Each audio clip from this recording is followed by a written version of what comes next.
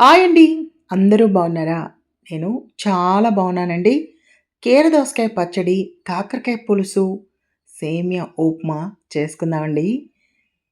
అవి ఎలా చేయాలో ఈరోజు చూపిస్తాను మీకు.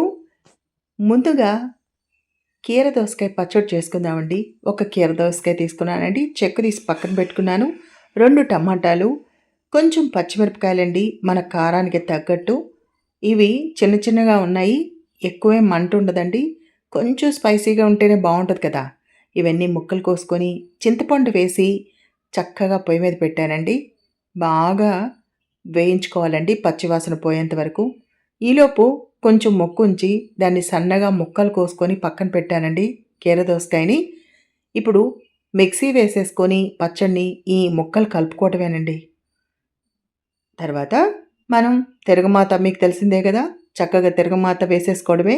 చూడండి ఎంత యమ్మీగా, టేస్టీగా ఉందో కదా! మౌత్ వాటరింగ్ అండి. ఇప్పుడు కాకరకాయ పులుసు చేసుకుందామండి. ముందుగా నూనెలో ఉల్లిపాయలు, పచ్చిమిర్చి, జీలకర్ర కూడా వేయాలండోయ్. ఎందుకంటే పులుసుకి మెయిన్ ఇంగ్రీడియంట్ జీలకర్ర అండి. ఇంగువ కూడా వేయాలి.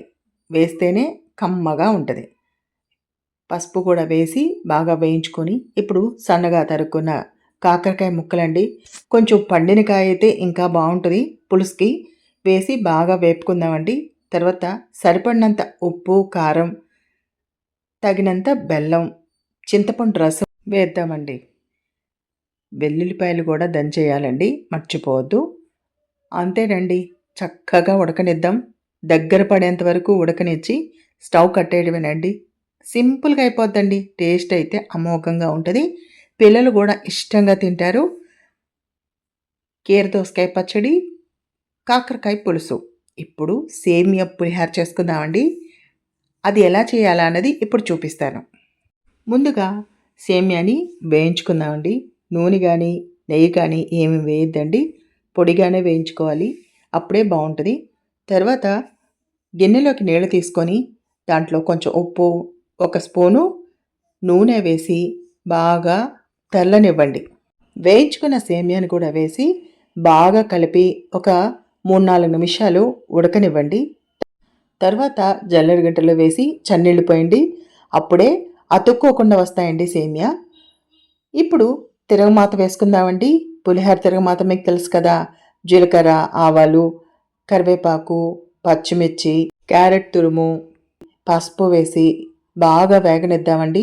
వేగాక ఈ సేమియాను కూడా వేసి బాగా కలుపుకుందామండి. కొంచెం కొత్తిమీర కూడా వేసుకుందామండి.